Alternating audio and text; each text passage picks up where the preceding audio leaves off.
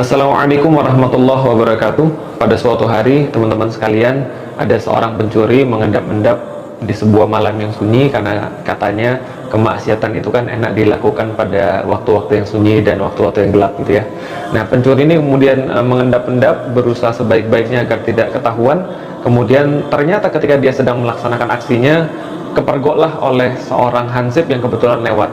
Nah, maka hansip itu langsung berteriak, pencuri, pencuri, maling, maling. Langsung maling itu bilang, kamu ini jangan teriak-teriak. Nah, kenapa? Kamu itu mengganggu ketertiban umum. Kamu tuh provokatif sekali, sangat provokatif kamu ini. Jangan teriak-teriak. Kalau kamu teriak-teriak lagi, nanti saya bungkam mulutmu. Kenapa? Karena kamu sangat provokatif.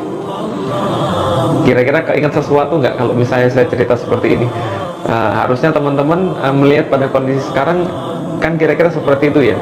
Jadi ketika seseorang berdakwah, menginginkan kebaikan, memperingatkan masyarakat tentang sesuatu bahaya yang akan terjadi di masyarakat itu, di tengah-tengah mereka, maka dituduhlah orang-orang yang berdakwah ini sebagai orang yang provokatif, sebagai orang-orang yang melakukan ucapan-ucapan kebencian, sebuah ungkapan-ungkapan intoleran dan sebagainya.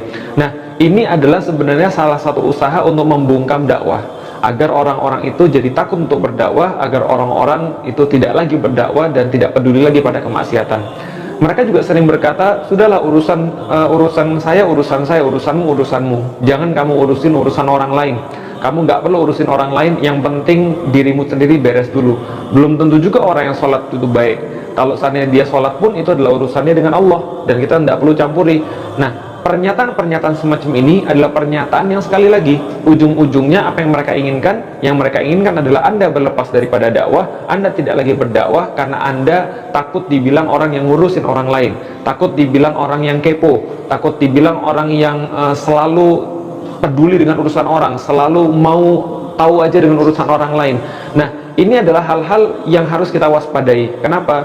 Karena di dalam Islam, kepedulian kita terhadap orang lain memang kita wujudkan dengan dakwah. Selain daripada karena ini juga adalah kewajiban yang datang daripada Allah Subhanahu wa Ta'ala. Ada satu ungkapan yang sangat terkenal, ulama-ulama banyak mengutip ungkapan ini dalam kitab-kitab mereka, yang diyakini pertama kali diucapkan oleh Al-Qushairi. Jadi ucapannya adalah bahwa kalau kita melihat satu kemungkaran lalu kita diam terhadap kemungkaran itu, maka ini layaknya setan yang bisu. Nah, jadi Anda mau pilih mana? Mau jadi setan atau mau jadi setan yang bisu? Lebih bagus mana? Ya nggak ada yang bagus sebenarnya. Nah, kenapa? Setan ngomong dengan setan bisu ya sama parahnya. Nah, kalau orang yang mungkar ini mendiamkan kemungkaran ini, ya sudah setan bisu pula gitu kan ya. Artinya adalah apa? Ya kalau ada seseorang yang ketika dia melihat kemungkaran, melihat sesuatu yang salah, dan dia diam, itu cukup untuk menjadikan dia temannya setan. Maksudnya apa? Turut untuk menjadikan dia untuk berkongsi bersama dalam keburukan itu. Nah, kenapa? Dia membiarkan keburukan, walaupun ini bukan ayat Al-Quran, walaupun ini bukan hadis, tapi maknanya amat sangat sesuai dengan apa yang Allah sampaikan di dalam ayat-ayatnya dan Rasul sampaikan dalam hadis-hadisnya. Misalnya Allah Subhanahu wa Ta'ala berfirman dalam surat Ali Imran 104, wal takum minkum ummatun yad'una ilal khair wa ya'muruna bil ma'ruf wa yanhauna 'anil munkar wa ulaika humul muflihun. Jadi setidaknya harus ada di antara umat muslim ini satu kelompok yang mereka melakukan tugas-tugas di dalam Islam. Apa tugas-tugas di dalam Islam ini? Yang pertama adalah mereka melakukan yad'una ilal khair, menyuruh orang-orang yang di luar Islam untuk masuk kepada Islam, menunjukkan kebaikan Islam di situ. Itu yang pertama. Yang kedua, mereka ya'muruna bil ma'ruf, mereka senantiasa menyuruh kepada kema'rufan, menyuruh pada kebaikan-kebaikan. Kebaikan-kebaikan mereka tunjukkan, mereka tuntun orang-orang untuk masuk ke dalam kebaikan itu. Itu yang kedua. Yang ketiga, wa yanhauna 'anil munkar, dan mereka senantiasa mencegah terhadap kemungkaran. Wa ulaika humul muflihun, dan mereka inilah, kelompok-kelompok inilah yang melakukan tiga tugas itu, mereka termasuk golongan-golongan yang beruntung. Nah, artinya ini adalah seruan daripada Allah kepada kaum muslimin untuk mengemban dakwah Islam. Mereka menyuruh kepada Islam bagi orang-orang yang di luar Islam. Yang kedua, mereka beramar ma'ruf dan mereka nahi munkar. Artinya mereka tidak bisa mendiamkan kemungkaran yang ada di depan mata mereka. Ini pun ditegaskan oleh Rasulullah Sallallahu Alaihi Wasallam, man ra'a minkum munkaran falyughayyirhu biyadihi. Maka siapapun yang melihat kemungkaran, ubah dengan tangan dia. Jangan diam, tidak ada opsi diam di sana. Opsi yang kedua, kalau dia tidak mampu untuk mengubah dengan tangannya, fabilisani, fa in lam yastati fabilisani. Kalau dia tidak mampu, maka ubahlah dengan lisannya. Maka sampaikan kebenaran kepada orang yang melakukan kemungkaran itu. Fa in lam yastati fabiqalbi. Maka kalau dia tidak mampu lagi, maka ubahlah dengan hatinya. atau minimal dia tidak menyetujui kemaksiatan itu, dia tidak meridhoi kemaksiatan itu, dia pergi daripada kemaksiatan itu, sehingga orang tahu bahwa dia tidak suka dengan kemaksiatan itu. Tidak ada opsi di situ untuk menerima kemaksiatan, tidak ada opsi di situ untuk mengiyakan kemaksiatan, tidak ada opsi di situ untuk berdiam. Pilihannya cuma tiga: ubah dengan tangan.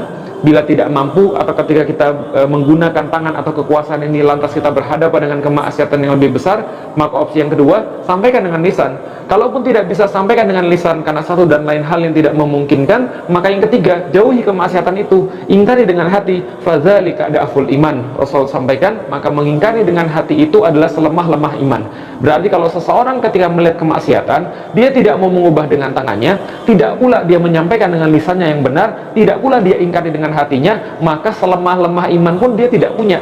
Ini yang mungkin harus kita sampaikan pada diri kita pribadi saat kita melihat sebuah kemaksiatan. Maka jangan takut dan jangan kita termakan dengan kata-kata, kamu jangan provokatif dong, kamu jangan mengucapkan ujaran-ujaran kebencian dong, kamu ini intoleran. Ketika kita berdakwah lantas diomongkan seperti itu, kita jangan termakan. Kenapa? Karena ini jelas-jelas adalah usaha untuk memadamkan dakwah.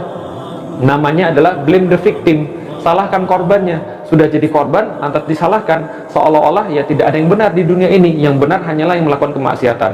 Maka ketika kita melihat kemaksiatan, tugas kita adalah berdakwah untuk mengubah kemaksiatan itu. Amar ma'ruf nahi munkar. Pada orang yang belum berbuat kebaikan, kita suruhkan untuk berbuat kebaikan. Ketika kita melihat kemungkaran, maka kita coba untuk ubah kemungkaran itu agar mereka semakin mendekat kepada Allah Subhanahu wa ta'ala. Maka ini yang seharusnya dilakukan oleh seorang muslim, bukan berdiam diri ketika menyaksikan atau melihat kemungkaran dan kemaksiatan. Persis sama seperti zamannya Rasulullah SAW. Anda bisa bayangkan, seandainya dunia ini atau dakwah ini atau agama ini sebagaimana yang orang-orang tuduhkan, bahwa yang penting kita tuh melaksanakan sholat, yang penting kita tuh adalah melaksanakan ketaatan pada Allah, cuma hal-hal pribadi saja, hanya pada ibadah mahdoh saja, maka Rasulullah tidak perlu berdakwah susah-susah, tidak perlu berdakwah pada Abu Bakar, tidak perlu berdakwah pada Umar, tidak perlu kemudian untuk mengislamkan Utsman, tidak perlu untuk mengajari Ali bin Abu Thalib. Lah kenapa? Cukup dirinya saja dan keluarganya saja yang masuk surga. Tidak perlu Rasulullah berdakwah, tidak perlu Rasulullah bersusah-susah mengambil sebuah resiko untuk melawan kebijakan-kebijakan zolim yang disampaikan pada saat itu oleh kafir Quraisy, yang diterapkan pada saat itu oleh masyarakat Arab. Tidak perlu sampai sesulit itu. Tapi apa yang dilakukan oleh Rasulullah ketika beliau diturunkan dengan Al-Quran dan kemudian wahyu daripada Allah Subhanahu wa ta'ala, beliau masuk mengubah keadaan-keadaan yang salah, lalu kemudian menunjukkan bagaimana seharusnya kehidupan itu berjalan dengan konsep-konsep Islam. Pemikiran yang Rasulullah bawa, yang beliau sampaikan, bisa jadi membuat orang-orang kafir Quraisy tidak suka, bisa jadi membuat orang-orang jahil merasa terganggu dengan itu. Kenapa? Karena mereka tahu bahwa apa yang dibawa oleh Rasulullah akan menggantikan kezoliman, keserakahan yang mereka adakan sampai saat itu.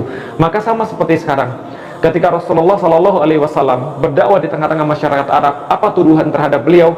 Pembuat makar, perusak tradisi, pembuat agama-agama baru, pemuda-pemuda bodoh yang melawan tradisi dan adat istiadat. Ini yang dialamatkan kepada Rasulullah SAW. Intoleran, merusak kemudian ketentraman umum, kerukunan umat beragama dan sebagainya. Ini yang dialamatkan pada Rasulullah saat Rasul menyampaikan kebenaran. Nah, jadi di dalam Islam panduannya sangat sederhana sekali. Kalau Anda melihat kemungkaran, maka ubahlah kemungkaran itu sesuai dengan apa yang menjadi kapasitas kita, sesuai dengan apa yang menjadi kemampuan kita. Tapi ingat juga, ketika kita mengubah kemungkaran, bukan berarti juga kita harus menjadi kasar, bukan pula kita harus menjadi berkata-kata kotor, ikut-ikutan mencela atau mencaci maki. Islam mengajarkan kita ketika berdakwah harus dengan yang baik pula. Ud'u ila sabili rabbika bil hikmah wal mau'izatil hasanah wajadilhum billati hiya ahsan. Maka ahsan di situ adalah dengan cara yang paling baik yang kita mampu, dengan cara yang paling apik yang kita mampu.